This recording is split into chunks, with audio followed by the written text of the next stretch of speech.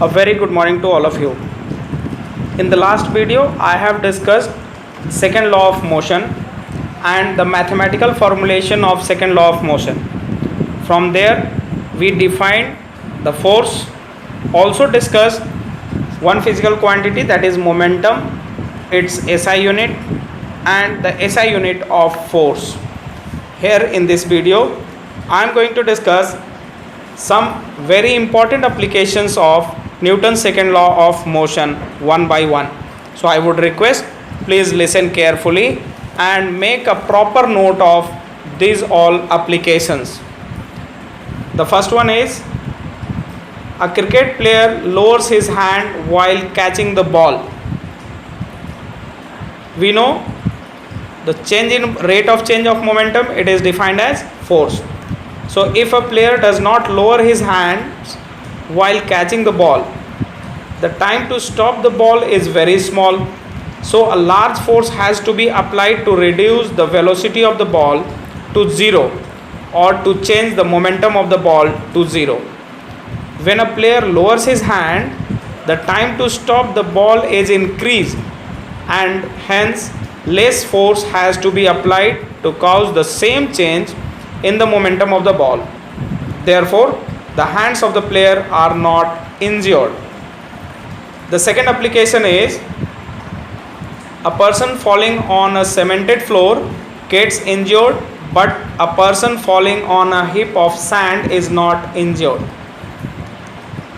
The explanation for it is, when a person falls on a cemented floor, the rate of change of momentum is very large because the person is abruptly stopped, that is stopped in a very small interval of time.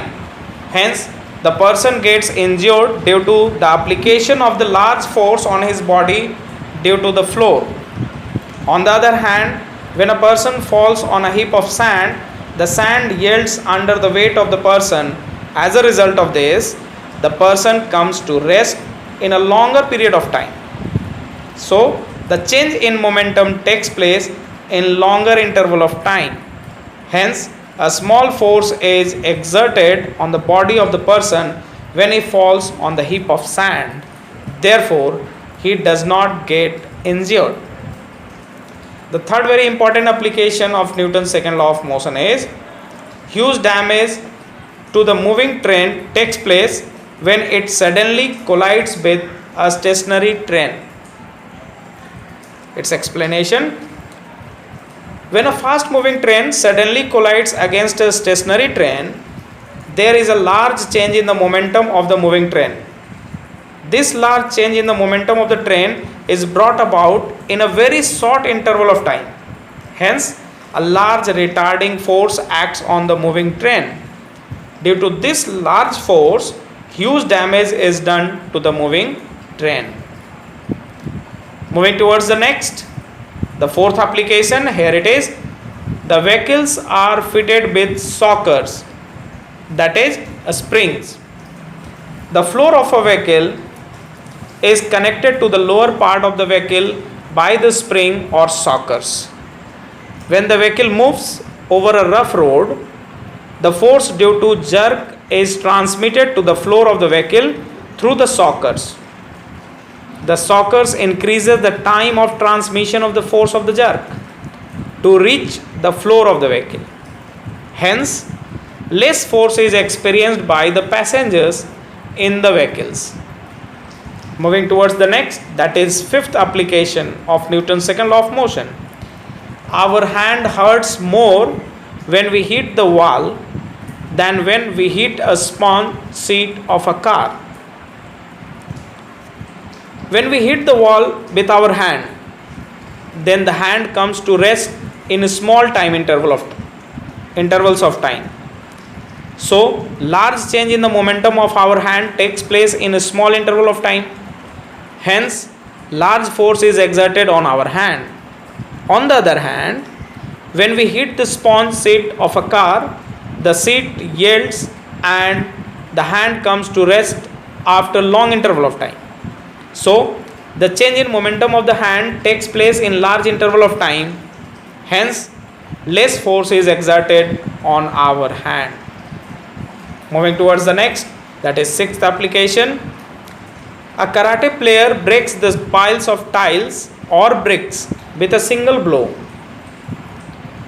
When a karate player strikes the piles of tiles with his hand, he does so as fast as possible. In other words, the time taken to strike the piles of the tiles is very small, as the momentum of the hand of a karate player reduces to zero when his hand strikes the piles of the tiles in very small time interval. Therefore, a very large force is exerted on the piles of the tiles. This force is enough to break the piles of the tiles. Next we have, a boxer moves his head backward when his opponent blows a punch.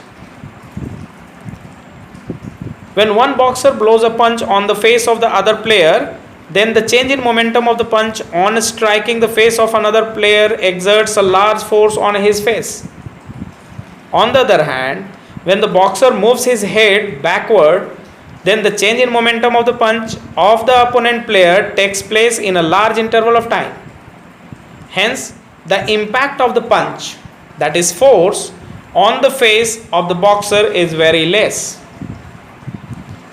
Next and the last, we have, bones of a person are fractured in an accident. During an accident, there is a large change in momentum of the person sitting in fast moving vehicle in a small time interval. Therefore, a large force is exerted on the body of the person. The impact of this large force breaks the bone of the person. Now, a very important note for everyone.